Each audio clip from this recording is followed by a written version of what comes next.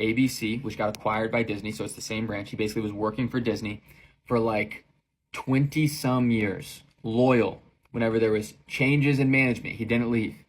He worked hard. He was the first person there, the last one to leave. He learned, he climbed, he climbed, he climbed, he climbed, he climbed, he climbed. He worked really hard, persistent, in one path.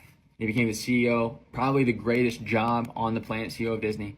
And he might have thought at times that this was never going to happen. He was just this normal dude from, I don't even remember where, New York, I think. Nothing special about him at the time. The most normal guy. Would have never dreamed in a million years, he says at the end, I would have never dreamed in a million years that the show that I would have sat on my grandma's lap whenever I was 6 would be now the exact types of movies that I'm at the helm being able to make and produce.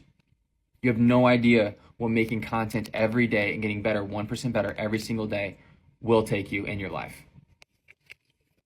How do you find a niche? I would say that people who say you are the niche or should you niche down or up, it's all very simplistic. Instead, I'm going to give you a 3-question blueprint, a book, and then just a reframe of how to think about finding your niche. This is going to be the most important decision you probably ever make in your life. But the crazy part about it is it doesn't need to feel like that because the answer is through action. Okay, let me break it down. Matthew McConaughey just went on Diary of a CEO, one of the best podcasts of all time, but he was talking about how to be great at something. And the 3 questions that he gave Stephen Bartlett were 3 questions that would turn into a great way to find your niche. Number 1, is it in your DNA? If you look at your story, if you think about your childhood, if you think about your natural giftings, if you think about people who have impacted you, how you have impacted other people, is your niche in your DNA? Okay, whenever I think about my life, I always had these moments where I was creative, extremely creative, but I didn't have any outlet for it. Okay, I was a problem solver and I was a communicator, but I wasn't an artist or a singer. I was also a wrestler. Like that could have been my niche. I loved football. That could have been my niche. There's so many things that could have been my niche, but I then took action and saw content marketing as my niche. But number 2, is this something you can outwork and outlast everyone in? Okay, you don't know for sure because you don't know where burnout is, but is it something that you're passionate about enough to where you can work harder for longer? This is extremely important because if you're seeing your niche as just a 3-year or a 3-month, 6-month, and then I'm going to pivot, I want to talk about whatever I want. That's, oh, dude, the whole I want to be able to talk about whatever I want. I don't want to pigeonhole myself. Kind of get over it.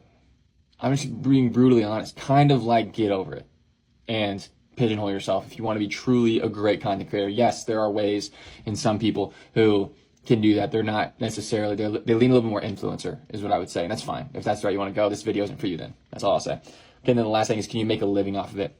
I have a rubric where basically in the top right, it is a service-based, you have the ability to provide a service to people who make money. And the bottom left, you can't provide a service. It's a little bit more product centric and it's to people who can't make money. So that's the spectrum. Services and to rich people or products to poor people. Okay. That's where you should be thinking about the pendulum.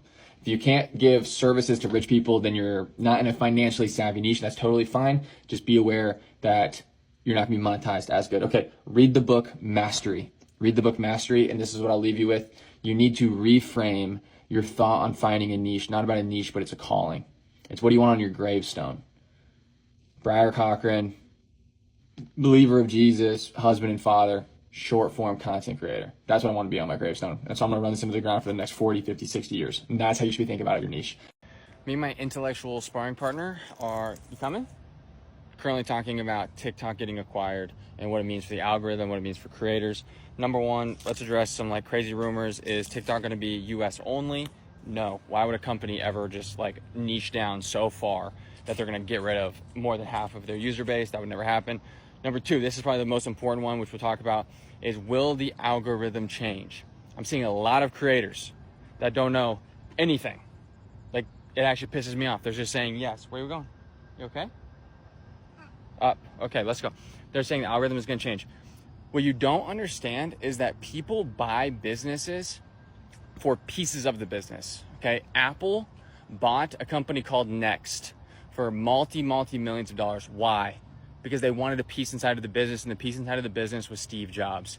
The TikTok algorithm that the Chinese have created is an 8th wonder of the world.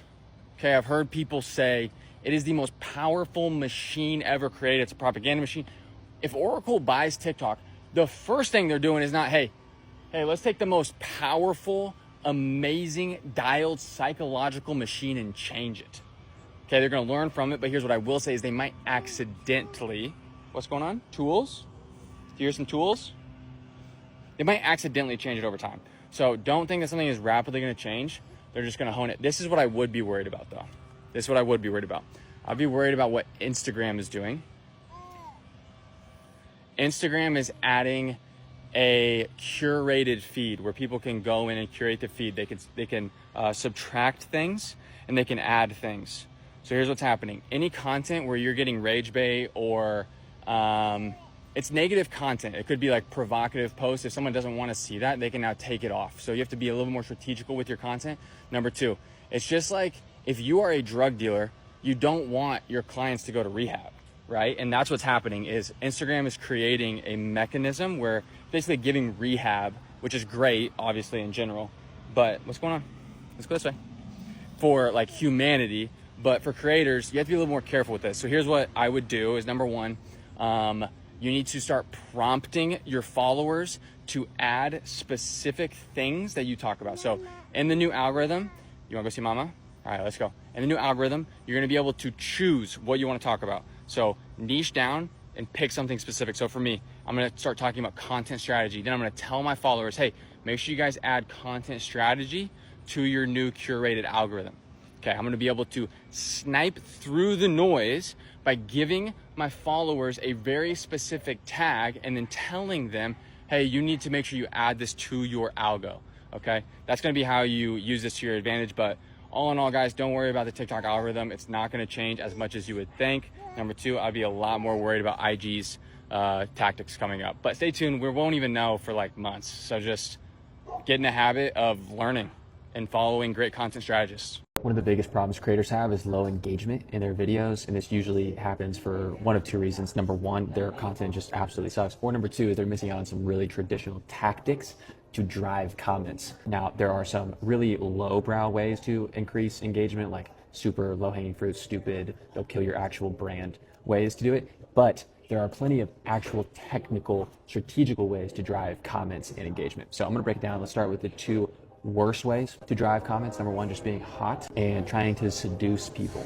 Okay, classic. Number two, rage bait. This is so many of you guys want to rage bait. This is like the worst way to truly build a personal brand, because why would anybody follow someone who's just always trying to rage bait? Yes, you'll get views, you'll get comments, but you're not gonna actually build an audience. So let's get into 4 actual tactical ways to